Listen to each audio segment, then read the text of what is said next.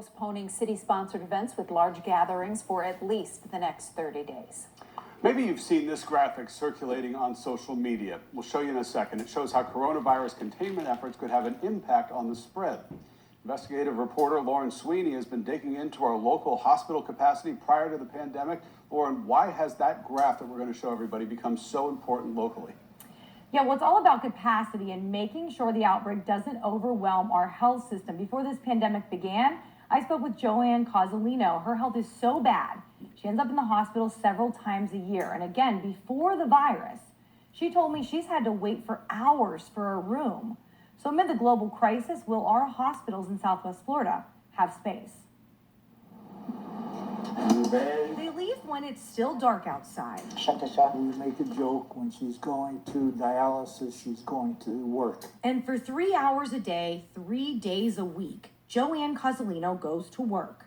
Not at a part-time job, but a full-time practice to keep herself alive. It's never pleasant to what they have to do to clean your blood and to keep you alive. And her husband Gary Atherton's job never stops. Torsemide. From diligently counting out JoAnn's medications 3 to being her personal advocate. Luckily, JoAnn has not had to go back to the hospital since the outbreak of COVID-19, but that could change. So how often do you end up in the hospital? Sometimes I'm there and then 2 weeks later I'm back again. Gulf Coast Medical Center is the closest hospital to Gary and JoAnn.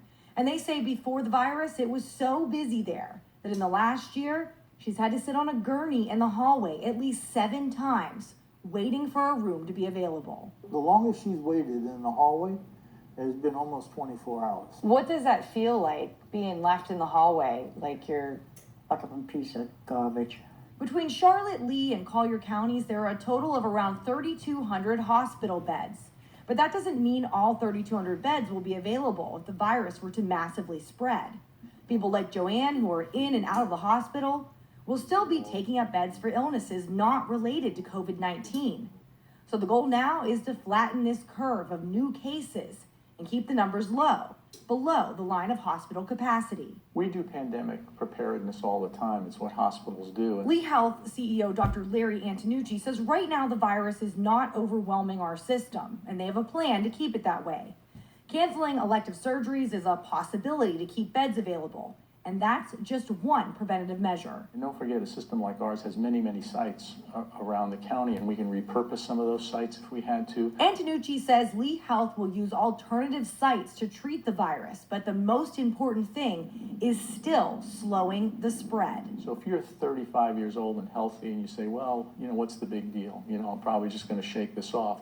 But the fact of the matter is you may give it to your grandmother, your grandfather, or the person in line in front of the grocery store. You may give it to someone like JoAnn, who's now one of the most vulnerable. Is it difficult and painful for you to see your wife this way?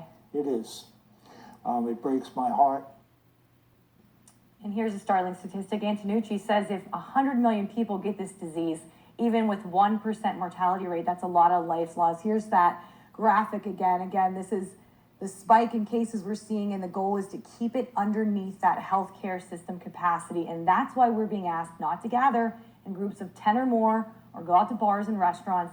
It's all to keep the rise in cases below this line. Chris. Lauren,